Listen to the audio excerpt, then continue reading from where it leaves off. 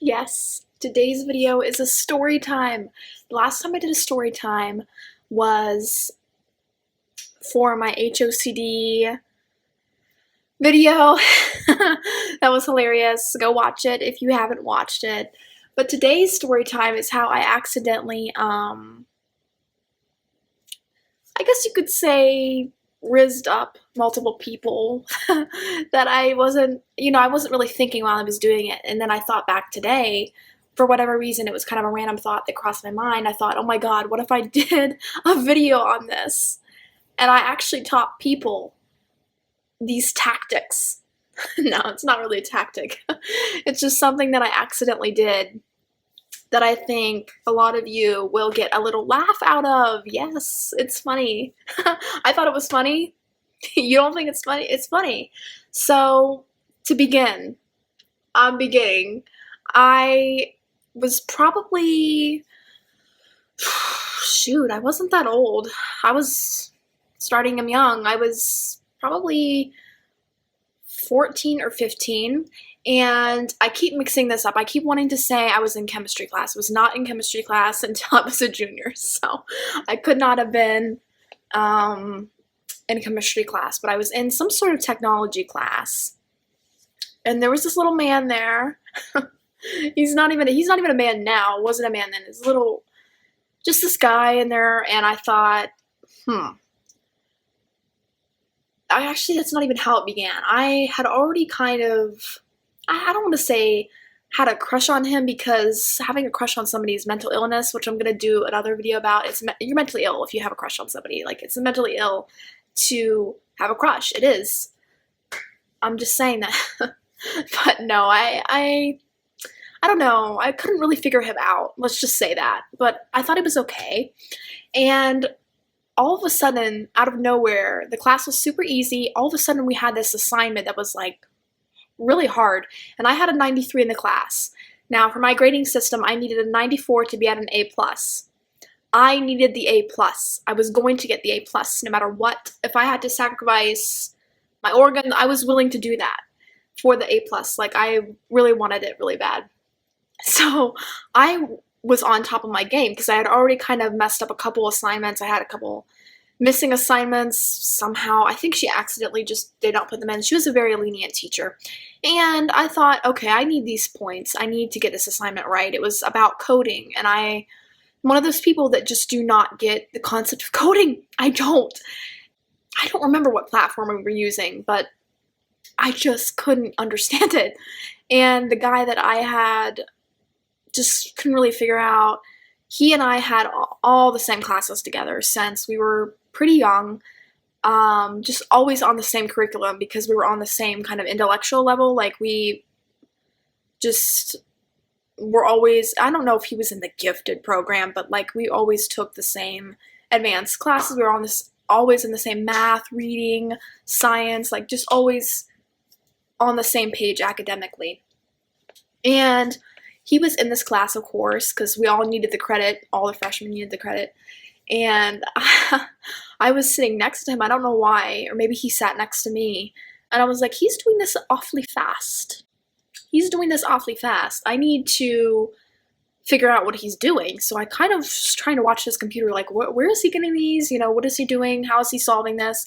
And long story short, that assignment kind of passed. I figured out how to do it on my own. Then another assignment comes up. We had like three coding assignments that I could not figure out. Long story short, we end up working on a project together. It did not have to do anything with coding. It was something unrelated, but at the same time, we were having those coding assignments. And since we had every single class together, I saw him, this is where it happens, I saw him in study hall. And I needed his help. So we somehow end up working on this project together. I'm actually, I'll admit, I did a lot of it. So I was doing the project, but I was doing it for the incentive that he would help me. Like, I needed him to help me because I needed that A+. So we're sitting next to each other. I think it was in study hall or art or something. I don't know where we were, but we were working on this project, and the project was a breeze. Coding was not. And so I'm like softly hinting at like, hey, I need your help, because the teacher she just told me, hey, Maddie, don't worry about it. It's a completion assignment. So if you can't figure it out, you can't figure it out. I mean, she's kind of just like, you're on your own. So I was like, I'm about to seduce. No, I'm not about to seduce, but I kind of did on accident. We were talking about something unrelated, and he started kind of. I gotta make sure nobody's listening to this.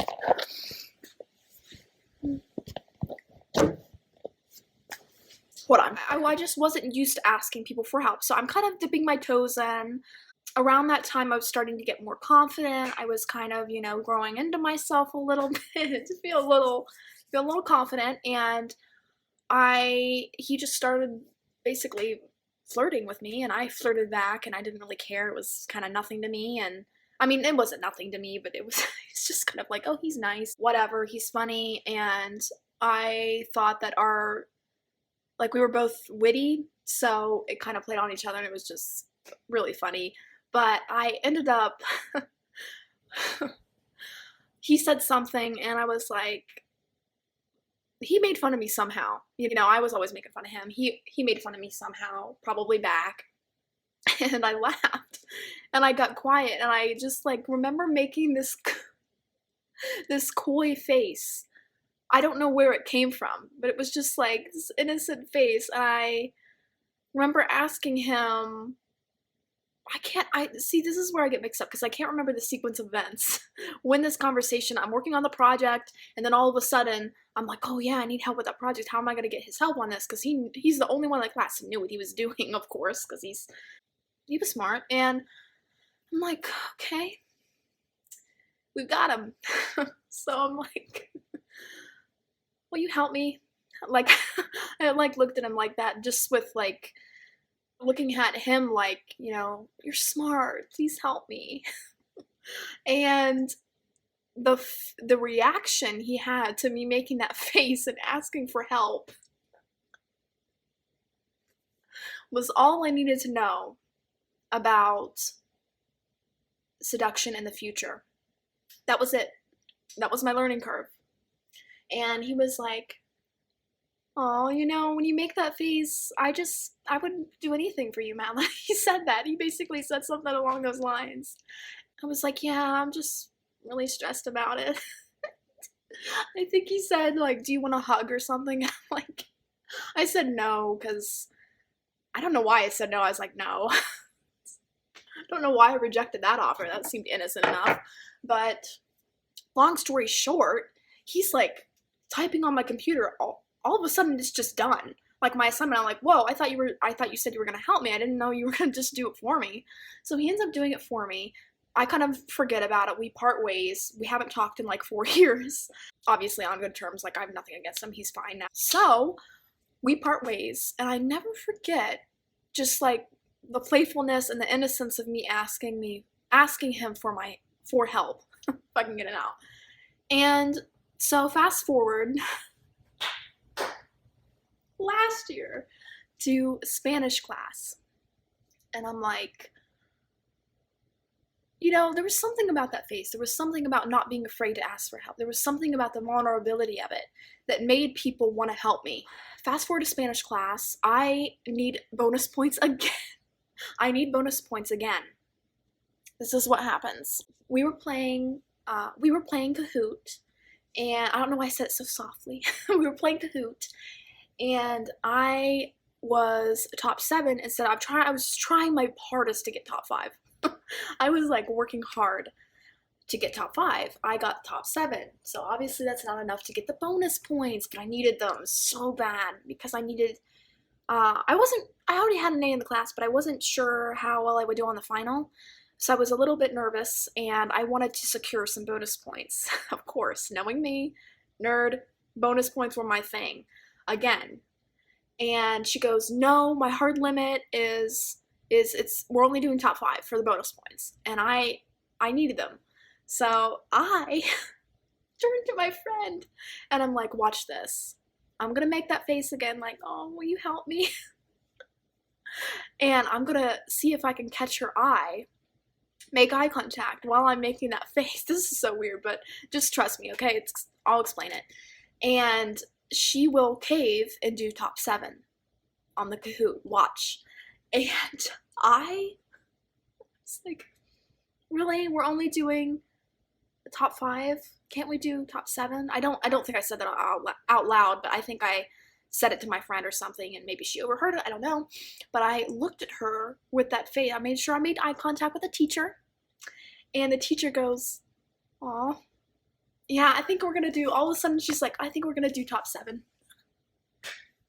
And it happened again. And then I had a third encounter, which is what sparked this whole video. It reminded me of the power of just asking for help and, you know, being a little innocent and stuff like that. Is I was trying to schedule a hair appointment.